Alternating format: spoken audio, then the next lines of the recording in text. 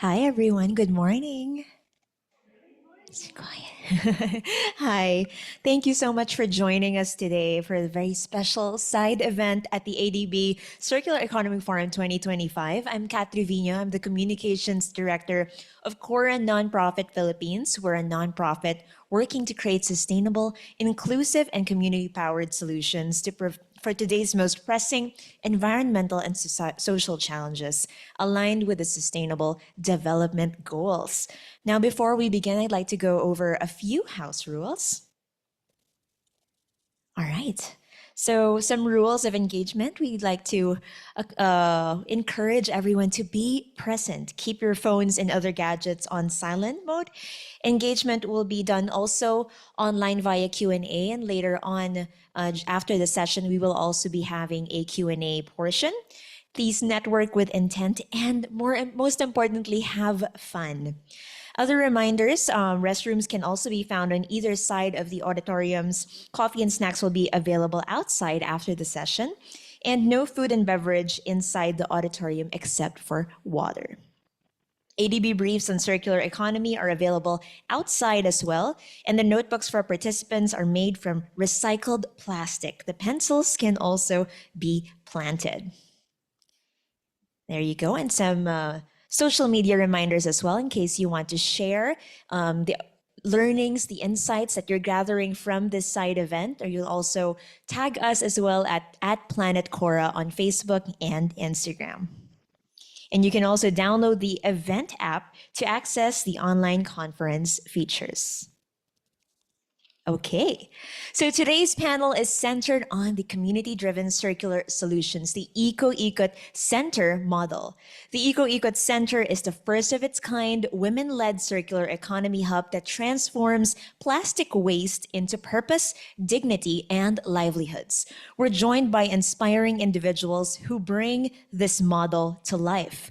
We have an exciting session planned for you today, complete with sustainable prizes as well for participants at the end of the session. So I hope you're excited for that. Now, to officially introduce to you CORA Nonprofit Philippines and the Eco-Ikot Center, please welcome on stage CORA founder and executive director and United Nations Environment Program Goodwill Ambassador Antoinette Doss.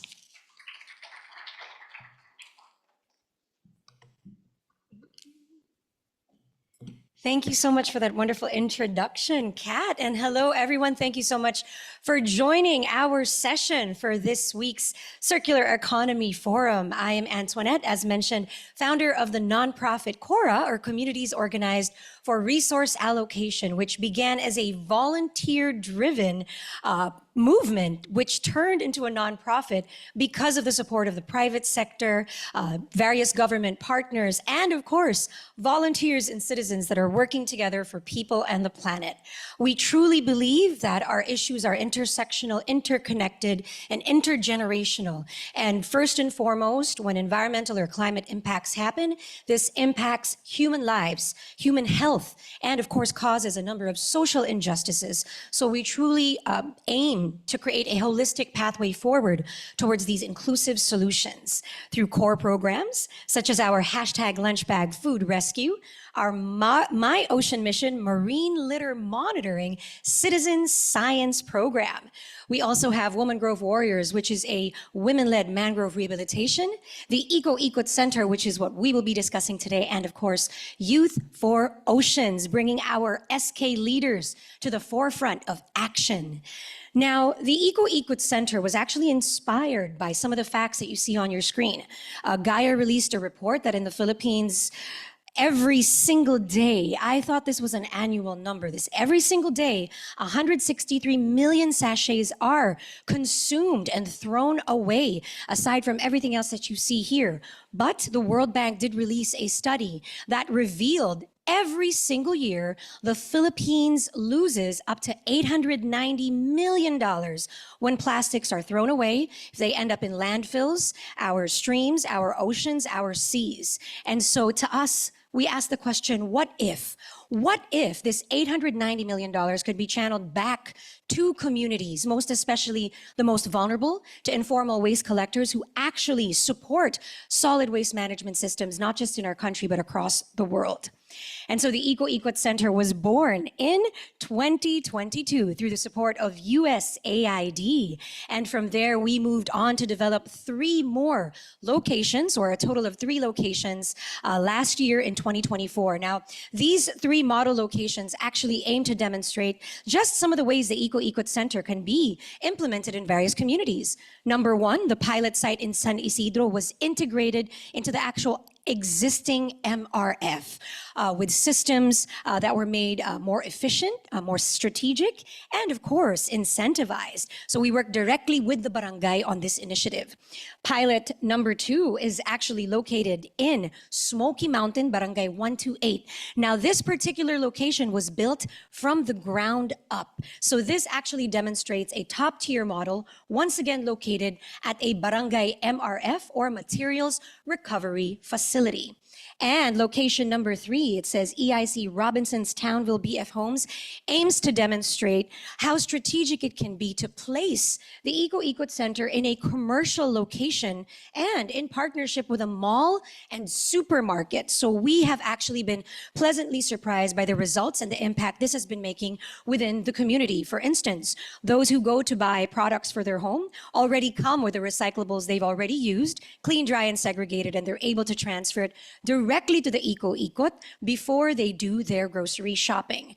Of course, the stars of the Eco Center are our women champions. They are the ones at the forefront of change making, of action, and in really working together with the community, with the youth, with other households and members that really deal with solid waste management. So from the barangay to informal waste collectors and beyond. And you are going to be meeting some of our women champions here today as well.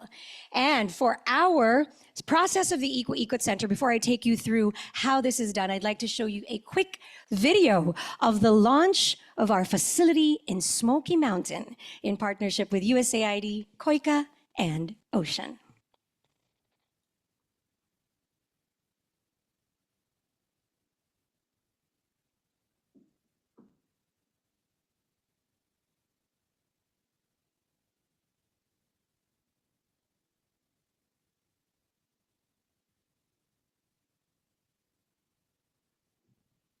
So while they're pulling up the video, I'll just give you a little bit more information. The long wait is finally over. After the incredible success and milestones of the Eco Center in Parañaque City, we're opening our first ever freestanding facility right here at Smoky Mountain, Tondo, Manila. Smoky Mountain is known for its challenges and resilience and is a true beacon of hope, making it the perfect location for the Eco Center, where we transform waste into opportunities. Opportunities for our newly engaged women champions, cleaner cities, and a stronger sense of community. This incredible milestone would not be possible without the unwavering support of our invaluable partners, COICA, USAID, Ocean, and the Barangay 128 community. COICA is very proud to be part of this initiative that empowers residents to take part in environmental protection and sustainability through a circular economy-based waste management system. We talk a lot about recycling, but we tend to forget about reducing our use and reusing our use. So those single-use plastics are something that we really should try to move away from and encourage people to limit the production of plastic to begin with. Kailangan talaga nating maging halimbawa sa kapitbahay nating mga barangay na ipakita natin na bakit yung malaking barangay is kayang gawin. What for kung mga kapitbahay lang natin na pwede naman pala. Sana magtuloy-tuloy pa po at lumago pa ang ating mga maging proyekto. If Smoky Mountain in Manila City has been a symbol of waste pollution problem until now, I believe that the Eco Center in Barangay 128 will become known worldwide as a symbol of solving plastic pollution problem in future. From vision to reality, our collaborative efforts have led to the establishment of another Eco-Ikot Center that will service Barangay 128 and the entire community of Tondo, Manila towards a cleaner, greener, and sustainable future where no one is left behind. We look forward to seeing you all soon, right here at the Eco-Ikot Center. Eco-Ikot Center, Smoky Mountain!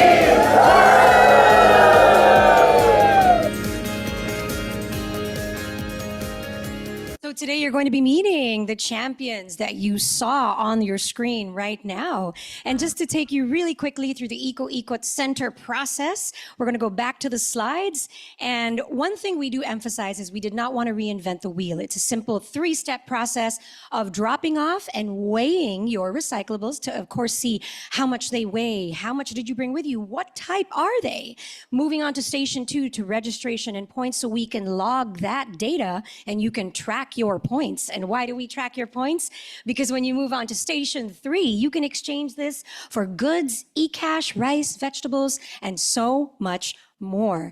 Now, we have a point system that was intricately and strategically developed with our waste management partners, so our recycling partners and our end-of-life markets, being able to provide prime prices. For example, for clear PET bottles, it's 12 points for 1 kilo, which is 12 pesos per kilo. For aluminum, it's up to 50 points per kilo, which is 50 pesos per kilo of aluminum. So we accept everything. It's not just plastics. We want to look at it holistically to ensure that we are helping with waste reduction as a whole. And again, what are the incentives provided? The most popular one is always, of course, the digital cash. But from rice, goods, vegetables, and other livelihood products, this is offered at the Eco-Ikot Center. Now, most importantly, we want to show you our end-of-life partners or our end-of-life markets. The Eco-Ikot Center wants to support everyone that is already doing great work in recycling and solid waste management. So we begin with making sure that we are uplifting and empowering local junk shops. Anybody locally that is already doing this system, we help transform their business to earn more, and we actually do buying and selling from these junk shops as well. We also work with livelihood programs who, for example, turn used flour sacks into eco bags and other products. And I saw some of those products featured here today at our forum as well. And for upcycling innovation, so for large volumes and, of course, high quality value upcycled materials, we work with large-scale recyclers like Sentinel Upcycling Technologies, who you will be meeting today at this session as well. So they turn typically deemed non-recyclables like sachets and plastic bags. These are usually rejected. Nobody buys these, but they do. And they turn them into high quality products that are able to be procured by governments, institutions, by companies and brands for their green procurement targets, as well as their sustainability targets as well. And so as you can see, they are all upcycled using the technology that they've developed. And of course, we're accepting questions later as well if you have any curiosities about that. And as much as I do not have time, I'd like to show you really quickly the social behavior change campaigns that truly bring the success to this initiative. Because it's one thing to have an MRF and it's one thing to have a system, but we need people to actually be able to efficiently participate in this system. And these SBC initiatives have really brought us to some incredible milestones that have pushed us forward to where we are today. From being able to work with schools, to visiting homeowners associations, villages, and malls, to the women personally visiting households and homes of the community, all the way to the Eco Tour, where we can invite any of you, welcome any of you to our facility, including schools that have done tours at our centers to learn just how it works. One particular one I would like to highlight today is the EcoChamps Resource Recovery Initiative. This showed tremendous success. We were amazed ourselves and so inspired that this is one of the flagship programs that we are now pushing forward across the Philippines. So in each school, we worked with everyone from the teachers, administrators, all the way to the homes, for their parents and their household companions, maintenance and staff, and of course the students. I'd like to highlight teachers really quickly. One thing we saw that truly showed us the power of change. One teacher can make a difference. One passionate individual in a school can infect the entire system in the most positive way. And so the Eco Champs initiative was able to achieve these numbers in just over 3 months. We were pleasantly surprised, and we are going to show you a video of one of the schools that actually won this resource recovery initiative. So from reaching over 700,000 people online, 20,000 on-ground participants, to over 44,000 kilograms collected in over 3 months. Here is our winners from Smoky Mountain, Barangay 128, T. Paes.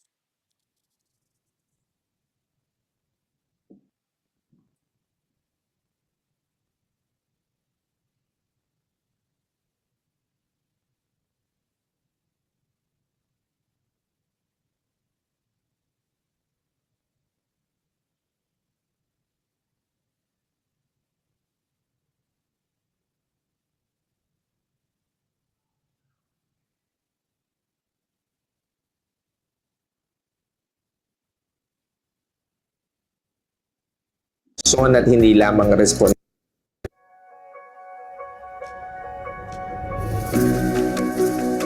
nung nalaman po namin na kami ay kalahok sa Eco Champs competition, kami po ay lubos na nagagalak dahil kami po ay napili bilang kalahok sa competition na ito. Actually, medyo kinakabahan talaga kami nung kami po ay sumali sa CORAs dahil ito po ay hindi lamang obligasyon at hindi lamang responsibilidad. Kailangan ito ay isa puso at ipagpatuloy. Kasi yun po yung isang challenge posted on us na pag sumali ka dyan, ibig sabihin yan, magiging sistema mo na at magiging habit mo kung ano yung natutunan mo sa competition. Kasi sa competition, hindi lamang ito usapin ng pagkapanalo. Ito ay usapin kung saan ikaw ay natuto. Ano ba ang iyong natutunan sa competition? Ginawa po namin competition to sa school po mismo namin. Nagkaroon po kami ng Mr. and Miss Eco Champs. And meron pong mga representative bawat school. And doon po namin mas nakilala po yung isa't isa na nagtulungan po kami para po makapag-collect ng mga recyclable. 1 kilo na dadalhin ng mga bata ay 1 puntos. After po ng votation, may mga kalahok po tayo na mananalo bilang isang Mr. and Mr. Eco Champ Ambassador. Sa tingin ko ang nabago sa ating school community, yung mga mindset nila, yung kanilang pananaw at perception sa basura. Sa pamamagitan ng programang ito, nalaman nila ang tamang pagsisegregate ng basura at ito ay mapapakinabangan pa. At the same time, ito yung tinatawag natin na proper waste management sa loob at sa labas ng paaralan. Hindi po basura lang yung basura. Dapat po tawagin po natin siyang mahalagang basura dahil meron po siyang halaga. Ina-advocate ko po lahat ng kabataan na gawin lahat ng makakaya nila upang mapangalagaan yung kapaligiran sa pamamagitan ng 3 R's po, yung reduce, reuse, recycle. Layunin naman ng programa ay turuan ng mga mag-aaral sa tamang pagtatapon ng basura at pagsisegregate, at sa kanila din babalik ito yung grand prize dahil magkakaroon nga ng isang classroom na i-renovate at pagagandahin. So magagamit ito bilang isang conducive learning environment para sa mga pa-Asian. Pagpatuloy po natin yung layunin ng Eco Champ competition, hindi lamang po sa pangongolekta ng basura, pero po dapat isabuhay po natin ang proper waste disposal ng ating pong community. Hindi lang po yan pag-earn ng pera or pag-earn ng points para sa ating mga mag-aaral, pero para po sa ikagaganda, ikalulusog po ng ating pamayanan. At nais ko pong pasalamatan ng lahat ng tumulong at sumuporta po sa Timoteos Paes Integrated School. At naway makakasigurado po kayo na gagamitin po natin ang ating panalo para po makalikha po tayo ng isang conducive learning environment. So those are our Eco Champs from the city of Manila. And through the efforts of our women champions, of course, our local government partners, most especially our barangay leaders and captains, we were able to achieve, I'm going to be showing you the slides of our impact right now, overall since 2022 through the 3 Eco-Equat Center locations. There you have it. So for our partnerships, they go beyond the logos you see on your screen here, but these are some of our most dedicated and devoted partners that have been investing in this system. And the numbers that you see up there, so from over 173 metric tons collected, now these are all clean, dry, and segregated, all diverted and accounted for through the circular economy and through our recycling partners.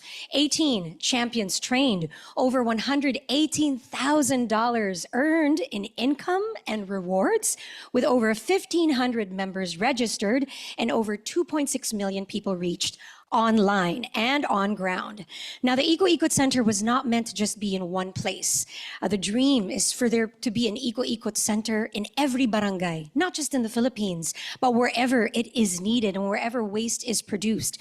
And so, of course, we need your help. This is a sustainable business model. It is revenue generating, and once invested in, can continue to support the women champions that are running it and continue to support the solid waste management initiatives of each community, empowering citizens, schools, and beyond infinitely, as long as this circular economy continues. So from partnerships with building facilities to working with companies on CSR programs, all the way to SBC campaigns with communities and schools, we look forward to working with any of you and, of course, with any institutions that would like to bring the Eco-Equat Center to more places across the Philippines. Thank you very much. Back to you, Kat.